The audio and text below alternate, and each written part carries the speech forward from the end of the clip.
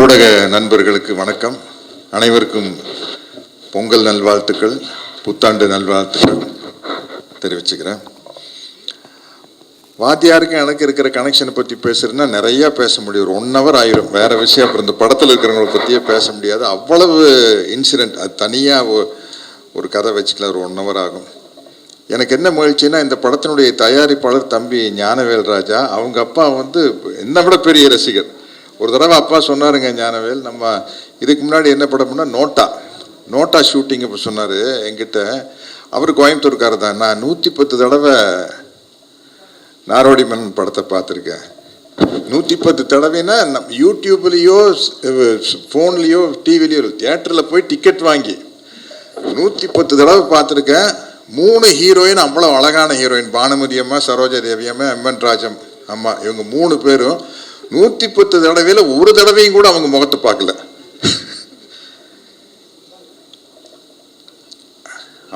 அப்படிப்பட்ட ஒரு தயாரிப்பாளருக்கு இந்த படம் அமைஞ்சது ரொம்ப கஷ்டம். கார்த்தி, உனக்கு ஃபர்ஸ்ட் படமே ரொம்ப சேலஞ்சான படம் பருத்தி வீரன். ஏன்னா நீ டவுனில் பிறந்து வளர்ந்து அமெரிக்காவில் போய் படிச்சுட்டு பருத்தி வீரன் கேரக்டர் பண்ணுறதுங்கிறது ரொம்ப கஷ்டம். அந்த பாடி லாங்குவேஜ் எல்லாம் கொண்டு வந்து அசத்திட்ட. பட் அதை விட உனக்கு ரொம்ப ஒரு டஃப்பான விஷயம் இந்த வாவாத்தியார் தான். ஏன்னா அது தலைவர் பேராக இருக்கிறதுனால அதில் நடித்து பேர் வாங்குறது ரொம்ப கஷ்டம். அதை நீ பிரமாதமாக பண்ணியிருப்பேன். இந்த டீசர் எல்லாம் பார்க்கல, எனக்கு ரொம்ப மகிழ்ச்சியாக இருக்குது. மிகப்பெரிய வெற்றி அடையும். கிருத்தி ஷெட்டி, கரெக்டாக சொல்லிட்டுனா, ஷில்பா, எல்லாரும் நல்ல ஒரு ப்ராமிசிங் ஆர்டிஸ்டாக இருக்காங்க. தம்பி ஆனந்தராஜ், தம்பி சுந்தர், 2 பேர் பாருங்க, என்ன ஏஜ் ஆனாலும் முடி கொட்டாமல் அப்படியே இருக்கிறாங்க. இல்லை, இந்த ஏஜில் அந்த அளவுக்கு பாருங்க. சுந்தருக்கு அப்படியே இருக்குது, அவருக்கு அப்படியே இருக்குதா? இந்த விக்குன்னு ஒன்று கண்டுபிடிக்கலன்னு வைக்கல. நாங்கெல்லாம் மனப்பாறை பாடு கட்டி பாய வர நானும் கவுண்டமணி என்ன பேசிக்கோ. கவுண்டமணி என்ன சொல்றாரு, சத்யராஜ் இந்த விக்குன்னு ஒன்று கண்டுபிடிக்காம இருந்தால் நம்ம என்ன செஞ்சிருப்போம்? எங்கேயாச்சும் ஊரில் மாடு மேய்ச்சிட்டு இருந்திருப்போம் அப்படின்பா. அதுக்கு நம்மளுக்கு 1 2 3 எல்லாம் தெரியணும்ல. முதலாளி கேட்பான்ல, அப்போ இத்தனை மாடு ஓட்டிட்டு போனால் திருப்பி வரையில கணக்கு கரெக்டாக இருக்காது நம்மளுக்கு. அப்படி காமெடியாக பேசிகிட்டு இருப்போம். அதனால என்ன, இந்த படத்தில் நலன் இதை இந்த படத்தை வேற மாதிரி டீல் பண்ணியிருக்கிறாரு. அதாவது தலைவர் பேர் வச்சுட்டு புரட்சி தலைவர் பேர் எடுக்கிற படம் ஒரு பழைய மாதிரி இருந்துருமோ அப்படிங்கிறதே இல்லாமல், இன்னைக்கு மாடர்னா நம்ம ஜென்சி கிட்ஸ்ன்னு சொல்கிறோம் இல்லையா, அவங்க ரசிக்கிற மாதிரி ஒரு படத்தை எடுத்துட்டாரு. இதில் நடந்த காமெடியான விஷயத்தை மட்டும் ஒன்று சொல்லிடுறேன். என்ன, படம் டெஃபினட்டாக ஜெயிக்கும் அப்படிங்கிற நம்பிக்கை எனக்கு இருக்குது. நான் சினிமாவில் நடிக்க வந்தப்போ கிட்டத்தட்ட ஆச்சு, ஒரு 50 வருஷம் ஆச்சு. நான் 78 முதல் படம் வந்தது. பல்லு எனக்கு இப்போவே பெருசாக, அப்போ ரொம்ப பெருசாக இருக்கும். இப்போ கொஞ்சம் வயசானங்காட்டி அப்படியே அந்த முகத்து சதையெல்லாம் இறங்கல, மேல் உதடும் கொஞ்சம் இறங்கி பல்ல மூடிட்டு இருக்குது. இல்லாட்டி அப்பெல்லாம் இந்த அளவுக்கு இருக்கும். போய் சிவகுமார் அண்ணா கிட்ட தான், அப்பா கிட்ட தான் போய், அண்ணா பல்லு ரொம்ப பெருசாக இருக்குண்ணா, என்னென்ன பண்ணுறது அப்படின்னா, இது கோயம்புத்தூர்லேருந்து கிளம்பிலேயே இதெல்லாம் யோசிச்சு வர வேண்டாமா? இங்கே சொன்னேன். அதே போல தான் கோயம்புத்தூர் இருக்கும்போது இருந்த அளவுக்கு தான் பல்லு இங்கேயும் இருக்குது. அண்ணா இதுக்கு ஏதாச்சும் ஒரு வழி சொல்லுங்கண்ணா அப்படின்னா, மந்த வழியில் ஒரு டாக்டர் பேர் சொல்லி அங்கே போய் கொஞ்சம் பல்ல ஃபைல் பண்ணி ராவிடுங்க அப்படின்னார். அங்கே போய் டாக்டர்கிட்ட போய் உட்காந்தாச்சு. காட்டுங்க, எல்லாம் காட்டி அந்த ஒரு சின்ன சக்கரை முக்குறோம் இங்கே பல்ல வச்சு தேய்க்கிறாரு. முன்னாடி பவுடராக கொட்டுது. கிட்டத்தட்ட கால்வாசி பல்ல அரைச்சி எடுத்தாச்சு. எடுத்ததுக்கப்புறம் பார்த்தா பல்லு சரியாது, பல்லு பெருசாக தெரியுது. டாக்டர் அது கலை வெறி, நம்ம சினிமாவில் நடிச்சு ஆகணும். டாக்டர் இன்னும் ஓட்டுங்க, டாக்டர் இன்னும் ஓட்டுங்க, பவுடராக தெரிக்குது. இனிமேல் பண்ண முடியாது டாக்டர், பரவாயில்ல டாக்டர், இன்னும் பல்லு பெருசாக இருக்குது, இன்னும் கொஞ்சம் அரைச்சி விடுங்க அப்படின்னா, இதுக்கு மேலே அரைச்சோம்னா ஐஸ்கிரீம் சாப்பிட முடியாது, சூடாக காஃபியும் சாப்பிட முடியாது, பரவாயில்லையா அப்படின்னாரு. பரவாயில்ல டாக்டர் பண்ணுங்க, இதுக்கு மேலே பண்ண மாட்டேன் அப்படின்ட்டார். அதுக்கப்புறம் அப்படியெல்லாம் பல்ல சின்னது பண்ணி நடித்து கிட்டத்தட்ட ஒரு 250 படம் நடித்ததுக்கப்புறம் கார்த்திகிட்ட மாட்டுனா, நலன் குமாரசாமி சார் இந்த படத்தில் இதில் நான் வில்லனாக நடிச்சுக்கிறேன், வாத்தியார் படத்தில் வில்லனாக நடிச்சுக்கிறேன் பாருங்க, ஏதாச்சும் ஒரு டிஃப்ரெண்ட்டான கெட்டப் பண்ணலாம் சார். என்ன சார் பண்ணலாம்? பல்லு வச்சுட்டா சார். சார் 50 வருஷத்துக்கு முன்னாடி இந்த பல்லு சைஸு குறைச்சிட்டா சார் நடிக்கவே வந்தேன். பல்லு வைக்கிறதுனா சார் சின்ன பல்லு பாரு, கார்த்திகெல்லாம் வைக்கலாம், கார்த்திக் வைக்கலாம். கமல் சார் தான் ஃபர்ஸ்ட் வச்சார். கல்யாண ராமன் தான் ஃபர்ஸ்ட் கமல் சார் பல்லு வச்சார்னா, கமல் சாருக்கெல்லாம் சின்ன பல்லு, சின்ன பல்லுங்க போது அதுக்கு மேலே ஃபிக்ஸ் பண்ணால் அந்த பெரிய நம்மளுக்கு ஏற்கனவே மாட்டு பல்லு மாதிரி இருக்குது, இதுக்கு மேலே ஒரு பெரிய பல்லை எப்படி வைக்கிறதுன்னு சொல்லி கேட்டேன். இல்லை சார் அது பண்ணிடலான்னு சொல்லி அப்படி ஒரு பல்லை வச்சுட்டு நடிச்சுக்கிறேன். அப்பா வந்து பல்லை சின்னது பண்ணி விட்டாரு, மகன் வந்து பல்லை பெருசு பண்ணி விட்டார். என்ன பண்ணுறது? எனக்கு இந்த படம் ரொம்ப நம்பிக்கையாக இருக்குது. அதனால் வந்து இந்த படம் வந்து கண்டிப்பாக ஜெயிக்கணும். தம்பி ஞானவேல் ராஜாக்காக கண்டிப்பாக ஜெயிக்கணும், தம்பி கார்த்திக்காக ஜெயிக்கணும். தொடர்ந்து வெற்றிகளை கொடுத்துட்ருக்குறாங்க, நல்ல தருணத்தில் வருது. நான் அன்னைக்கு பேசும்போது அவங்க ஆங்கர் அவங்க அர்ச்சனா வந்து கைதட்டினாங்க. நான் லைனாக வாத்தியார் படம் சொல்லிட்டு வந்து 1964 வேட்டைக்காரன், 64 பொங்கலுக்கு வேட்டைக்காரன், 65 பொங்கலுக்கு எங்கள் வீட்டு பிள்ளை, 66 பொங்கலுக்கு அன்பேவா, 67 பொங்கலுக்கு தாய்க்கு தலைமகன், 69 பொங்கலுக்கு மாட்டுக்கார வேலை அப்படின்னு லைனாக அடிச்சுட்டு வந்து அடைய அப்போ இப்படி ஒரு எம்ஜிஆர் ரசிகர் அப்படின்ட்டாங்க. அதே மாதிரி 26 பொங்கலுக்கு வா வாத்தியார். நன்றி, வணக்கம். இன்னைக்கு காலையில் நாங்களும் கார்த்தி சார், சத்யராஜ் சார்லாம் வந்து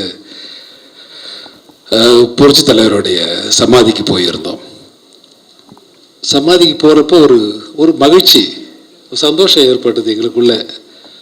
அந்த இடத்துக்கு போகும்போது நான் சொன்னேன் கார்த்தி சார்ட்ட, நான் வந்து இங்கே ப்ரெஸ்ஸை மீட் பண்ணுவோன்னா நம்ம ப்ரெஸ்ஸில் பேசிக்கலாம் அப்படின்னு சொல்லிக்கிட்டு இருந்தேன். இந்த படத்தோட தலைப்பு பார்த்தா வா வாத்தியார். வா வாத்தியார்னு வச்சுட்டு நாங்கள் வாத்தியாரோடைய சமாதிக்கு போகலன்னா என்ன அர்த்தம்? அங்கே போகணும்ல, அதான மரியாதை. அதனால் அவரை போய் பார்த்து அவருக்கு வந்து எங்களுடைய கண்ணீர் அஞ்சலியை செலுத்திட்டு இந்த படத்தை வந்து உங்களுக்கு முன்னால் வந்து கொண்டு வரலான்னு பார்க்குறோம். ஸோ அதனால் உங்களுடைய முடிந்தவரை அவருக்கு தருகிற மரியாதையாக நினைத்து எங்களுக்கு தாருங்கள். நாங்கள்லாம் வெற்றி பெறுவோன்ற நம்பிக்கை எங்களுக்கு இருக்குது. கண்டிப்பாக இந்த படத்தில் நடித்த திரு கார்த்தி அவர்கள், அண்ணா வந்து சத்யராஜ் சார் தான் வந்து பயங்கர வெறியன். எனக்கெல்லாம் சீனியர், எனக்கு அண்ணன் தான் கூப்பிடுவானா அவரை. ஸோ எம்ஜிஆர் அண்ணான்னு ஒரு சில தடவை, ஒரு 2-3 தடவை தான் நேராக பார்த்துருக்கேன்.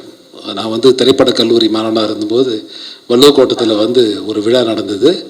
அந்த விழாவில் வந்து நாங்கள் ஒரு 15 பேர் ஸ்டூடெண்ட்ஸ் இருந்தோம். அதில் சிவராஜ்குமாரும் ஒருத்தர். சிவராஜ்குமார் என்னோட கிளாஸ்மேட் தான். ஸோ நாங்கள் என்ன பண்ணோம், ஒருத்தர் மட்டும்தான் அனுப்பணும் அப்படின்றதால நாங்கள் லேடிஸை செலக்ட் பண்ணி அனுப்பிச்சிட்டோம். Given priority to the ladies. அவங்க போய் வாங்கிட்டு வந்த அப்புறம் தான் தெரிஞ்சது நம்ம வாங்கியிருக்கலாமா, மிஸ் பண்ணிட்டோமோ அப்படின்னு சொல்லிட்டு நமக்கு தோணுச்சு. நான் வள்ளுவக்கோட்டத்தில் ஒரு ஓரமாக நின்று அந்த இடத்த வேடிக்கை பார்த்துக்கிட்டு இருந்தேன். ஸோ அதனால் ஒரு 2-3 தடவை பார்க்குற அவர் அடுத்த வருஷம் இறந்துட்டார். இது 85 நடந்ததுன்னு நினைக்கிறேன். ஐ திங்க் ஸோ 85 நடந்ததுன்னு நினைக்கிறேன். கார்த்தி தம்பி நீங்களாம் குழந்தையா இருந்திருப்பீங்க. இப்போ அண்ணன் இருந்திருப்பான்னு நினைக்கிறேன். I think so. அதனால் ஒரு 2-3 தடவை பார்க்குற வாய்ப்பு கிடச்சிது. அந்த வாய்ப்பு இந்த படத்தில் வந்து நலன் சார் வந்து இந்த படத்தோட இயக்குனர், ஒரு பெரிய ஹிட் கொடுத்த டைரக்டர். இந்த கதையை வந்து நேரே பண்ணும்போது என்கிட்ட சொல்லும்போது ரொம்ப பிடிச்சிருந்தது. நீங்கள் சொல்ல வேணாம் சார், நான் பண்ணுறேன் அப்படின்னு சொல்லிட்டேன். இது நல்லா இருக்கும். இது நீங்கள் படம் பாருங்கள். நான் படத்தை ஃபுல்லாக சொல்லவில்லை, படம் பாருங்கள். போயிட்டு படம் பார்த்தா தான் உங்களுக்கு முழு கதை தெரியும். கார்த்தி சார் யார், சத்யராஜ் சார் யார், ஹீரோயின் யார், சுந்தர் சார் யார், இவங்க இந்த சத்யராஜ் சாருக்கு டாக்டரா பண்ணவங்க இவங்க யார். ஸோ இதெல்லாம் வந்து உங்களுக்கு படத்தில் தான் தெரியும். ஸோ அதனால் புரட்சியாளர் வந்து தலைவரை நீங்கள் மீண்டும் பார்க்க வேண்டும் என்று சொன்னால் இந்த படத்தை ஒரு தடவை பாருங்கள். அவருடைய நினைவுகள், அவரை மிஸ் பண்ண எல்லாருக்கும்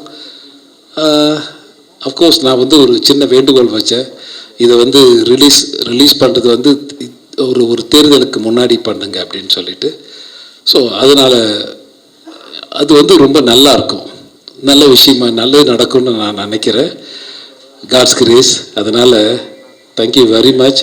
இந்த படத்தில் நடித்த கோ ஆர்டிஸ்ட் பார்த்தா என்னுடைய அண்ணன் திரு சத்யராஜ் சார், இந்த விழாவுக்கு வர முடியாமல் இருந்தாலும் திரு ராஜ்கிரண் சார் அவர்கள், திரு ஹீரோயின் அவர்கள், இந்த பக்கம் கீர்த்தி ஷெட்டி தானே பேர், கீர்த்தி ஷெட்டி பேர் சொன்னார், கிருத்தி